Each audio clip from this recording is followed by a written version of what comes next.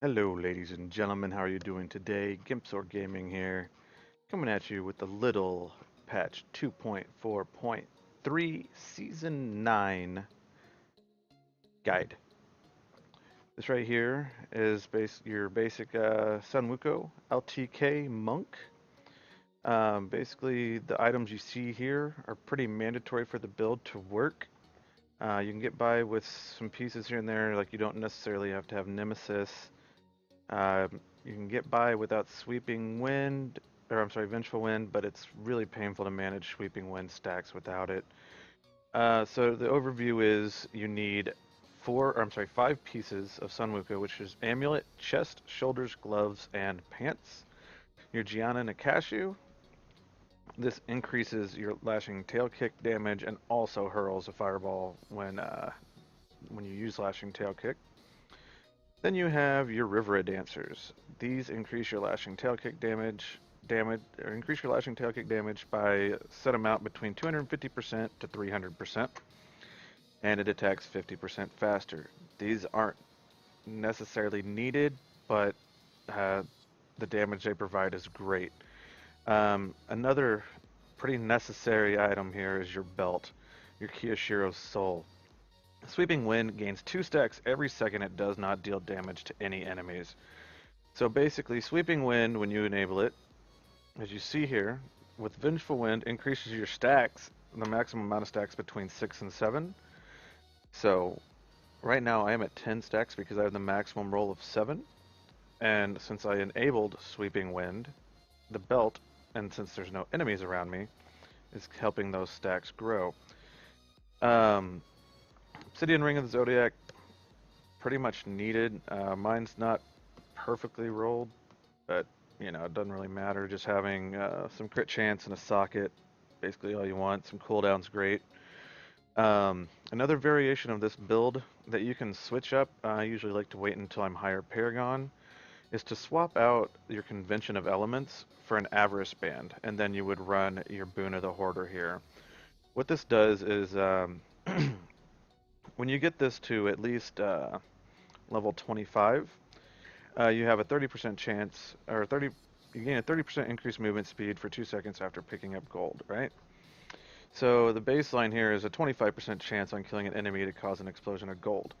Getting this max level to 50 is 100% on killing enemy to cause an explosion of gold.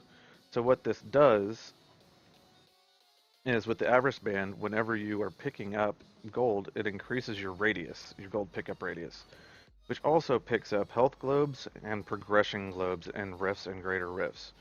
This is great so you don't have to stop and run around and pick up globes that, drop wherever. But I like to stay with convention while I'm lower Paragon, simply because of the damage output. So basically, all the build is maintain your Sweeping Wind, Blinding Flash, and Epiphany. Keep them up as much as you can. As you can see, I just started Season 9. I'm 627 Paragon.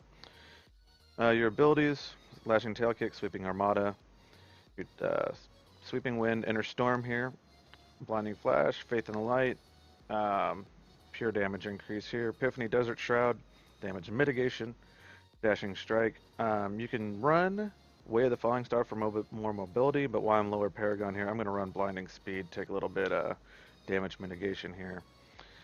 Mantra of Conviction, purely for damage increase, and then Annihilation, whenever you kill an enemy that's affected by it, you gain a increase in movement speed. I don't have any defensive passives, simply because I'm a badass. No.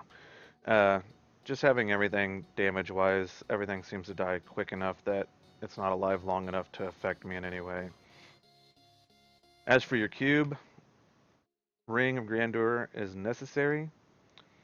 Laws of Seth isn't, but if you don't have it, you're gonna struggle with Spirit. Ingium isn't necessary, but without it, you're gonna find mobility very lacking. With the build, it's the same as like the LON LTK guide. You're gonna kill the focus on elites, and then when you kill them, you're gonna, since your Ingium's procced and you have no cooldowns, you dash and dash and dash until you find your next elite. So let me give you a little gameplay here so you can get an idea how it works. Once again, make sure your Sweeping Winds are on. and then go to town, find stuff, kill it. It's very simple, straightforward. One thing you might notice as you're lower damage, having issues with sweeping wind, because the longer you're sitting there fighting things, the less chance you have of critting, and you're going to start dropping sweeping wind the more you're attacking enemies. As you can see though, I mean, I'm on Torment 11, I'm Paragon 627, so I'm not anything outrageous. I do have max level gems in my gear, as far as emeralds and stuff like that, but I mean, it's not too game breaking or deal breaking to have gems that are max or not max. As you can see here though, all I'm doing is simply hopping elite to elite. All you need to do, because you keep your Engion procced, which, like I said before, keeps your dashing strike with basically no cooldown here. Another great thing, like I said earlier, these lower paragons, when your convention goes into physical, which is your Lashing Tail Kick Sweeping Armada is physical, you absolutely wreck monsters. I mean, they simply don't stand a chance. With the combination of the Sunwuko buff giving, what is it, 3,000% damage per Lashing Tail Kick with Sweeping Wind stacks, and that in combination, I mean, it's just brutal damage, and nothing really stands a chance.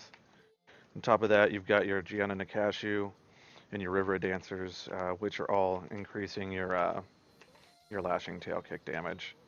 So if I can find the exit here, we will get to the Rift Guardian. I'll show you a quick kill on that, and then we'll end this guide. Ooh, got a goblin here. Erland Season, otherwise I just skip this guy. And he procs my Engiom as well, so let's find where to go. As you can notice, I can get a little squishy at times if I'm stopping to, say, pick something up. Or simply lower Paragon, you're going to find some squishy times, but it's not too bad. Like I said, it's all about mobility, moving around as much as you can with your Engiom procs, finding your next elite. And there you go. Rift Guardian dies just like that. So, I appreciate you guys taking the time to watch this guide. If you like it, please feel free to subscribe. Helps me a lot. I try to post videos here as much as I can. So, thank you guys very much. See you next time. Peace.